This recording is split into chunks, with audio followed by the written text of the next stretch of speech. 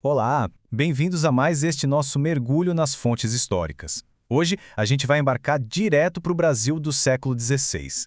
Imagina só o cenário, é um momento marcado por um choque gigantesco. E não estou falando só de espadas e flechas não, mas de uma verdadeira guerra de ideias sobre o que realmente significa ser humano. De um lado da balança, a gente tem a economia colonial, implacável, brutal e precisando crescer a todo custo. Do outro, a lei divina vindo diretamente de Roma. Vamos destrinchar agora esse embate em torno da liberdade dos povos indígenas, focando na famosa Bula Veritas Ipsa de 1537, que tentou frear a escravidão na marra. Vamos entender o que realmente aconteceu. Bom, vamos direto ao ponto e dar uma olhada nas palavras exatas da época. Olha que coisa pesada. Esse texto descreve com precisão a justificativa terrível que os primeiros colonizadores usavam para dominar e subjugar os nativos. Como fica claro, a desculpa central era de que os indígenas não teriam a capacidade de entender a fé cristã. Com esse argumento bizarro, na visão cruel da época, eles meio que rebaixavam essas pessoas à condição de meras ferramentas agrícolas. Eram tratados literalmente como animais brutos. Isso dá a exata dimensão do problema e dessa desumanização profunda logo no começo da nossa história colonial. Para a gente entender bem essa história toda, nosso roteiro hoje vai ser o seguinte. Primeiro, a ameaça da escravidão. 2. A Bula Veritas Ipsa. 3. Homens não animais. 4. A reação dos colonos. 5. Brechas e guerras justas. E, para fechar, o legado da bula. Seção 1. A ameaça da escravidão. Para começar, a gente precisa olhar para o cenário exato que os europeus encontraram quando chegaram aqui, lidando com populações tupis fragmentadas e muito complexas. A real é que a engrenagem desse novo território dependia 100% de mão de obra pesada e, claro, totalmente gratuita. Imagina a cena. Era preciso derrubar matas gigantescas, construir vilas inteiras do zero e plantar cana-de-açúcar a perder de vista. Isso gerou uma demanda assim surreal por trabalhadores submissos. Sem uma força de trabalho gigante e forçada, o ambicioso projeto europeu por aqui simplesmente ia por água abaixo. Não tinha um plano B, a não ser usar a mão de obra local. E é aí que entra a narrativa, né? Para justificar a captura sistemática de milhares de pessoas, eles criaram um discurso muito conveniente. Os relatos da época mostram que os colonizadores espalhavam aos quatro ventos que os nativos viviam sem leis nem religião. Fazendo isso, eles tentavam limpar a própria barra moral. Transformavam publicamente um povo inteiro em um simples recurso natural pronto para ser consumido. Isso arrancava, como num passe de mágica, qualquer barreira ética ou cristã que impedisse a escravidão de correr solta. O que nos leva à seção 2, a Bula Veritas Ipsa. A história ganha um contorno dramático com uma intervenção direta lá do outro lado do oceano. E o que é fascinante sobre essa intervenção é ver como o Papa Paulo III, a maior autoridade da Europa na época, resolveu entrar nessa briga. Em 9 de junho de 1537, ele lança a famosa bula Veritas Ipsa. O recado de Roma era super claro, sem meias palavras. Ele queria desmentir os colonos oficialmente e proibir de vez a escravidão indígena. E mais, sob pena de nulidade, ou seja, qualquer ato de escravização a partir daquele momento simplesmente não teria validade nenhuma perante a igreja. Olha só essa frase, ide e ensinai a todas as gentes. O Papa puxou essa ordem direto das Escrituras para basear a decisão dele. Ele estava dizendo basicamente o seguinte, gente, quando a ordem divina mandou ensinar, foi para todo mundo, sem absolutamente nenhuma exceção.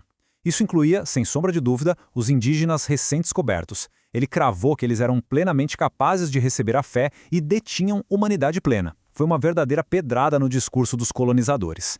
Seção 3. Homens, não animais. Agora a gente chega no grande choque de ideias da nossa análise. Com duas visões de mundo totalmente incompatíveis.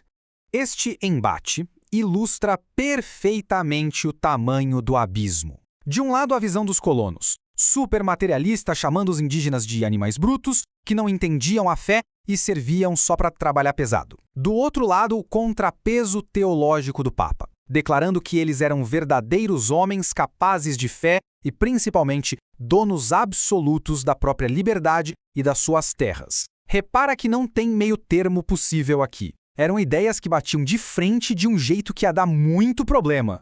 Seção 4. A reação dos colonos. E aí, o que acontece na prática, quando uma ordem de Roma ameaça o bolso e a sobrevivência de milhares de colonos? Pois é, a resistência foi imediata e feroz. Pensa comigo, um pedaço de papel com o selo do Papa não ia parar a máquina econômica bélica do dia para a noite lá no Brasil colonial. Para quem estava no meio do mato comandando os engenhos, a matemática era simples e dura. Tira o braço escravo indígena e o negócio quebra em questão de meses. A colônia ia desmoronar sem essa mão de obra forçada. E o negócio escalou de um jeito absurdo em várias frentes. Tivemos motins reais, gente se rebelando no Rio de Janeiro e em São Paulo contra as ordens do Papa. Os moradores mais influentes começaram a fazer pressão política na coroa portuguesa, pedindo na cara dura para ignorar Roma. E no interior do país? Bom, aí o bicho pegou de vez. Bandeirantes começaram a fazer ataques violentíssimos contra as missões jesuíticas, capturando nativos que já estavam até catequizados. De quebra, floresceu um ódio contra os próprios jesuítas, que eram acusados pelos fazendeiros de esconder os indígenas em suas aldeias para monopolizar o trabalho deles. Seção 5. Brechas e guerras justas. Diante de toda essa confusão, o sistema não obedeceu e nem recuou. Ele apenas se adaptou. Vamos dar um salto na linha do tempo e ver como isso vira um jogo de gato e rato legislativo que dura séculos. Em 1537, a gente tem a bula proibindo tudo. Mas olha só, em 1570 vem a primeira lei tentando regular a situação. A gente pula para 1595 com uma lei sobre guerras e chega em 1655 com uma lei cheia de exceções detalhadas para o cativeiro. O que fica óbvio aqui não é o fim da escravidão, mas a criação de um labirinto gigante cheio de brechas legais. Para driblar a proibição do Papa, a lei passou a autorizar a escravidão em situações que hoje parecem um paradoxo completo. O cativeiro era legal se o indígena fosse capturado numa tal de guerra justa, desde que autorizada pelo rei. Se eles tentassem impedir a pregação do evangelho, pimba, podiam ser escravizados.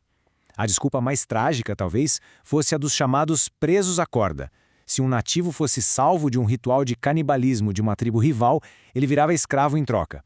Ou até mesmo se fossem comprados de outros nativos. Na prática, essas exceções forneciam a maquiagem perfeita para a exploração continuar a todo vapor. Chegamos na nossa seção 6, o legado da pula. E qual foi o verdadeiro saldo desta disputa toda? O grande lance aqui é entender esse abismo doloroso entre a teoria e a prática. Quando a gente lê a bula Veritatis Ipsa no papel lá de Roma, é lindo. É um grito pioneiro de defesa dos direitos humanos no meio do século XVI. Mas, voltando os olhos para a poeira, para o sangue e para o chão das Américas, a realidade não foi nada sublime. A história real foi construída com séculos de exploração ininterrupta, manobras jurídicas engenhosas e um trabalho forçado que, no fundo, nunca parou de verdade. E isso deixa a gente com uma reflexão bem profunda e incômoda para encerrar. Pensa bem, observando essa distância enorme entre as intenções revolucionárias de um documento lá na Europa e o sofrimento real nas matas do Brasil, se uma lei muda a história no papel, mas é ativamente ignorada, adaptada e atropelada na prática cotidiana por quem tem as armas e o poder, ela realmente salvou alguém? É uma pergunta complexa que fica na nossa cabeça muito tempo depois da tela apagar. Bom, nossa análise de hoje fica por aqui. Um abraço e até a próxima.